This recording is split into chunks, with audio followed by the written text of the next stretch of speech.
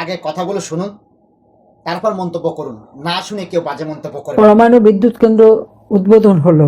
আমরা শুনলাম যে খালেদা জিয়া স্বপ্ন দেখেছে, তারেক যে বাস্তবায়ন করেছে। আমি ঠিক জানি না যে তারেক যে হাতে কোনো আলাউদ্দিনের চেরাগ নিয়ে এসেছিল কিনা, যে পরমাণু তাপ বিদ্যুৎ কেন্দ্র হয়ে যা বললেই হয়ে যাবে, সেটা না।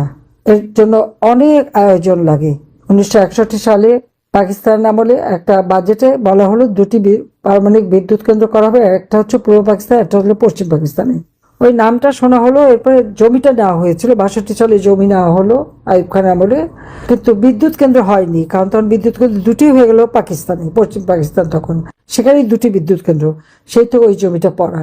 স্বাধীনতার পর আবার উদ্যোগ নিলেন, এমনকি ডক্টর ওয়াজেদ, তিনি নিউক্লিয়ার সায়েন্টিস্ট ছিলেন, সেও এই প্রকল্পের ডাইরেক্টর হিসেবে কাজ করেছে। অনেক আয়োজন, আন্তর্জাতিক সংস্থার সাথে নেগোসিয়েশন, এমনকি IAEA এর সাথে নেগোসিয়েশন, ভিয়েনাতে তাদের লোক আসে, দেখে, পরীক্ষা করে। সেগুলি আমরা একে একে সব করে সেই 96 সালের থেকে এই পদক্ষেপ নিই। বারবার এখানে আন্তর্জাতিক প্রতিনিধিরা এসছেন, কারণ নিউক্লিয়ার পাওয়ার প্ল্যান্ট আমরা করব, আমরা নিউক্লিয়ার অস্ত্র ব্যবহার করব না। সেই চুক্তি তো আমাদের স্বাক্ষর করতে হয়, জাতিসংঘে করতে হয়, সেখান থেকে প্রতিনিধি এসে দেখে যান। এভাবে অনেক কিছু করেই কিন্তু এই পাওয়ার প্ল্যান্টটা আমরা করি। এটা নিয়ে অনেক খেলা, অনেক অপবাদ শুনতে হয়েছিল। তবে আজকে যখন আমার করা, যেমন র্যাডার, বাংলাদেশে আমাদের কোনো আন্তর্জাতিক র্যাডার এমন ছিল না যে আমাদের আকাশ ব্যবহার করছে কিন্তু সেখান থেকে বাংলাদেশ কিছু পাচ্ছে না। এই র্যাডারও কিন্তু থার্ড টার্মিনাল করার সাথে সাথে এই র্যাডারটা আমরাই করি। প্রথমে যখন টেন্ডার দেওয়া হয় এবং PPP-তে দেওয়া হবে বলা হয়, তখন এটা প্রায় 1800 কোটি টাকা লাগবে। এত টাকা লাগার কথা না। তখন আমরা সরাসরি ফ্রান্সের সাথে কথা বলি, কারণ ফ্রান্সের থ্যালাস গ্রুপ এই র্যাডারটা তৈরি করে দিয়েছিল, পুরোনোটা। নতুনটাও আমি চেয়েছি তারা করুক। তখন তাদের সঙ্গে আলোচনা করে তখন মাত্র 600 কোটি টাকায় এই র্যাডার স্থাপনের কাজ আমরা শুরু করি। ফ্রান্স সরকার আমাদের সেই সহযোগিতা দেয়। আপনারা চিন্তা করতে পারেন যে কত টাকা আমরা বাঁচিয়েছি রাষ্ট্রে। যদিও শোনা যায় মেলা টাকা নাকি বাঁচার করে দিয়েছে, কিন্তু প্রত্যেকটা প্রজেক্ট আপনারা দেখবেন আমরা আলোচনা করে করে করে করে আমরা দাম কমিয়ে কমিয়ে আমাদের খরচ কমিয়েছি, এবং এর মধ্যে অনেকগুলি আমরা নিজের টাকায় করেছি। কারণ কোভিডের সময় আমাদের কিছু রিজার্ভ জমে যায়, সেখানে আলাদাভাবে একটা ফান্ড আমি করে দিই, ইনফ্রাস্ট্রাকচার ডেভেলপমেন্ট ফান্ড। তার মাধ্যমে টাকা দিয়ে পদ্মা সেতু থেকে শুরু করে বিমানে আমরা যে 11খানা প্লেন কিনলাম, 22টা প্লেন দিয়ে বিমান চলছে, এয়ারপোর্টের উন্নয়ন করা, আন্দারমানিক পায়রা নদী এগুলি ড্রেজিং করা, সবই আমরা করেছি। সেখানে কিন্তু অন্যের কাছে ধার নিতে হয়নি। বাংলাদেশ ব্যাংকে থেকে 1% ইন্টারেস্ট সার্ভিস চার্জ, যেই সোনালী ব্যাংকে টাকা দেওয়া হতো, সোনালী ব্যাংক 1% সার্ভিস চার্জে টাকা দিত। দুর্ভাগ্য যে পদ্মা সেতু টোলের যে টাকাগুলি, সেগুলি কিন্তু শোধ দেওয়া হচ্ছে না। কোনো প্রজেক্টের টাকা ঈদের দিনে 4 কোটি বা 12 লক্ষ টাকার উপর সেখানে টোল আদায় হয়, কিন্তু একটা টাকাও কিন্তু ট্রেজারিতে যায়নি, সেটা দিয়ে লোন শোধ হয়নি। বাংলাদেশে এখন বিভিন্ন জায়গা থেকে যত লোন নিয়েছে, কোনো লোনই কিন্তু ইউনূস সরকারও শোধ দেয়নি, তারেকও দিচ্ছে না। অর্থাৎ ঋণের বোঝাটা বাঙালির মাথার উপরে চেপে রেখেছে। অর্থনীতি আজকে ধ্বংসের পথে, যেখানে 7%-এর কাছাকাছি আমরা GDP রেখে এসেছিলাম, 450 বিলিয়ন মার্কিন ডলার, যা 2006 সালে ছিল মাত্র 70 বিলিয়ন মার্কিন ডলার। সেই 70 বিলিয়ন মার্কিন ডলার BNP আমলে ছিল, সেটাকে আমি 450 বিলিয়ন মার্কিন ডলারে উন্নীত করেছিলাম। তার সাথে যদি আপনি এখন আমাদের উপর বদনাম দিল, তার দেবপ্রিয় প্রথম বলেছে, এখন দেখলাম তারেকও এসে বলল পার্লামেন্টে, তার মানে কি দাঁড়ালো? 234 বিলিয়ন পাচার করেছি, 450 বিলিয়ন আমি রেখে এসেছি, তার মানে প্রায় 700 বিলিয়ন। তো 70কে আমি 700-তে যে উন্নীত করলাম, তার জন্য তো একটা ধন্যবাদ পেতে পারি। আর 234 যদি আমরা পাচারই করে থাকি, তো কোথায় পাচার করলাম? তারেক জিয়া, খালেদা জিয়ার পাচার করার টাকা, সেই টাকা উদ্ধার করে কিন্তু আমরা ফেরত এনেছিলাম, এবং FBI এসে তারেকের বিরুদ্ধে সাক্ষীও দিয়ে গিয়েছিল। খালেদা জিয়ার নাইকো কেসে তার বিরুদ্ধে সাক্ষী দেওয়ার জন্য তারা প্রস্তুত ছিল। এখন সে নাইকোতে লয়ার থেকে শুরু করে সবার বিরুদ্ধে মামলা, অর্থাৎ এই চুরি ধরা হলো কেন, দুর্নীতি ধরা হলো কেন, এটা অপরাধ। কিন্তু এখন যে সব দুর্নীতি হচ্ছে ওটার জন্য কিছু আসা যায় না। এটা হলো বাংলাদেশের অবস্থা। এই অবস্থা থেকে বাংলাদেশের 2001-এ গ্যাস বিক্রি করবো না চক্রান্তের শিকার হয়ে ক্ষমতা আসতে পারেনি। 2001 থেকে 2006 বিএনপি ক্ষমতায়, জামাতের সহযোগিতায়, জামাত বিএনপি, বাংলাদেশ বারবার দুর্নীতিতে চ্যাম্পিয়ন হয়েছে। এবং আপনারা জানেন যে খালেদা জিয়া ছেলে তারেক খালেদা জিয়া, তারা যে দুর্নীতি করেছে FBI রিপোর্টে তা আছে, এবং তারেকের মামলায় FBI অফিসার যে সাক্ষী দিয়ে এসেছে। খালেদা জিয়া যে নাইকো এবং গ্যাটকো মামলা, সেই নাইকো মামলাও সাক্ষী দেওয়ার কথা ছিল। কাজে এই দুর্নীতিবাজরা বাংলাদেশ থেকে তখন আবার ধ্বংস করে। 2008-এর নির্বাচনে আওয়ামী লীগ জয়লাভ করে 48% ভোট পেয়ে 233টা সিট আমরা পেয়েছিলাম।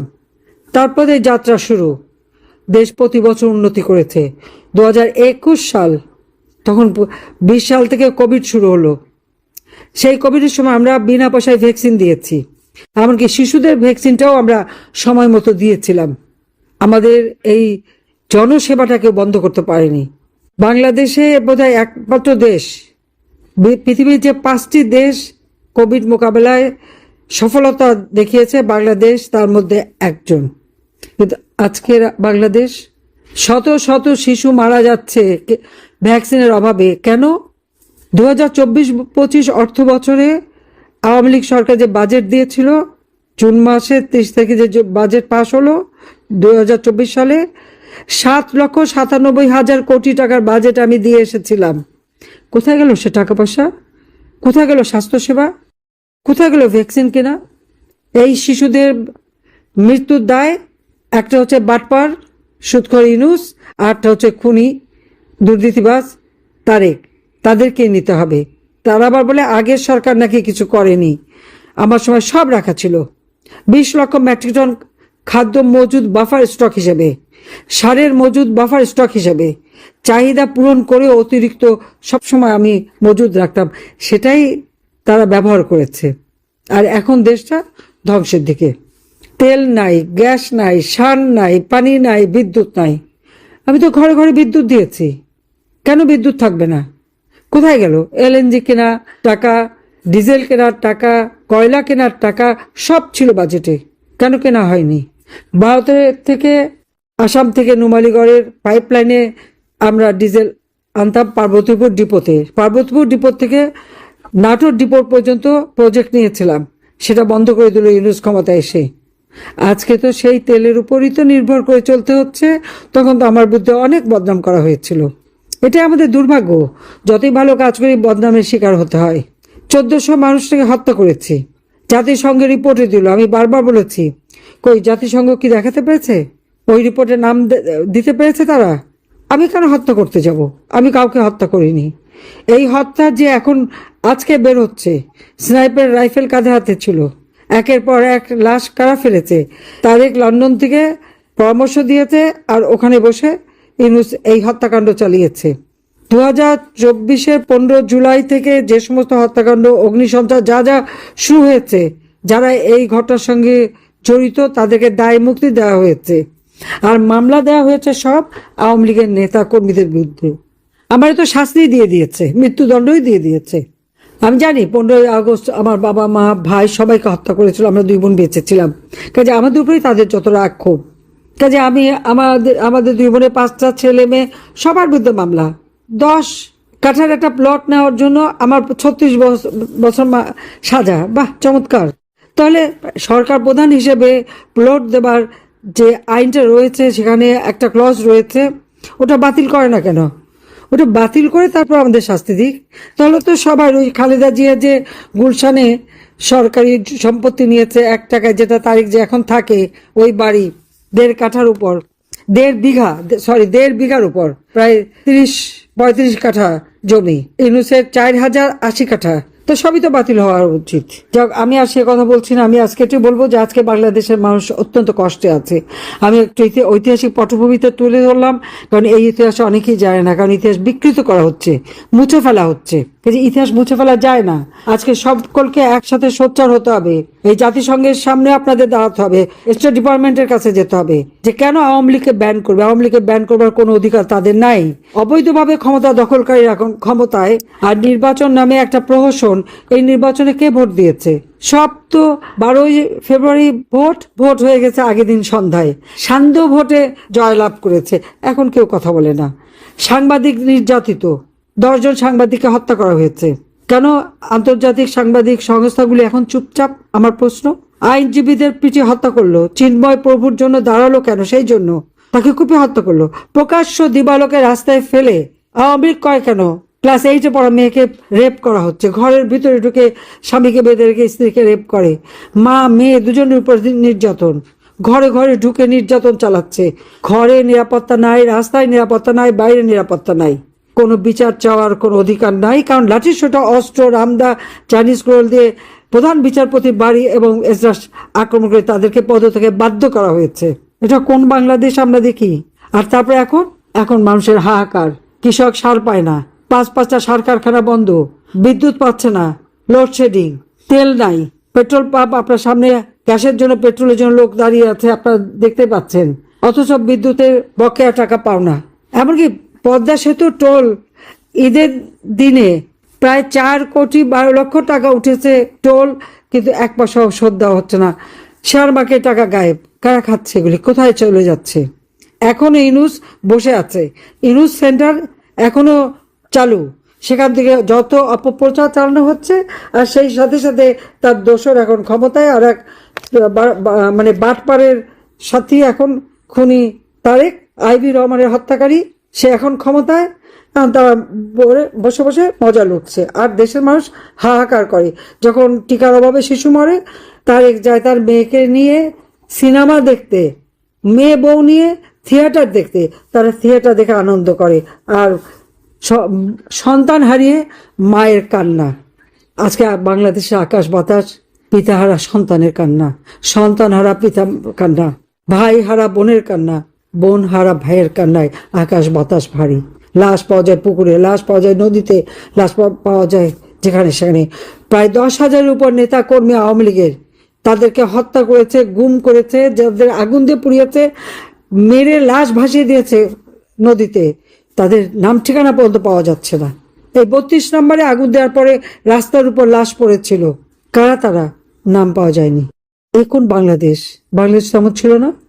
বাংলাদেশে মানুষের জীবনে শান্তি ছিল, ঘরে ঘরে আলো ছিল, রোগে চিকিৎসা ছিল, সময় মতো টিকা দিতাম, সময় মতো বই দিতাম, বৃত্তি দিতাম, মানুষের জীবনটা উন্নত হয়েছিল। দারিদ্রের হার 18%-এ নামিয়ে এনেছিলাম, হতদারিদ্রের হার 5%-এ নামিয়েছিলাম, বেকারের সংখ্যা মাত্র 3% ছিল, কোভিডের জন্য 5% হয়েছিল। আজকে ইন্ডাস্ট্রি বন্ধ, কাজ বন্ধ, তরুণরা কাজ পাচ্ছে না, বেকার সমস্যা মাথা চাড়া দিয়ে উঠেছে।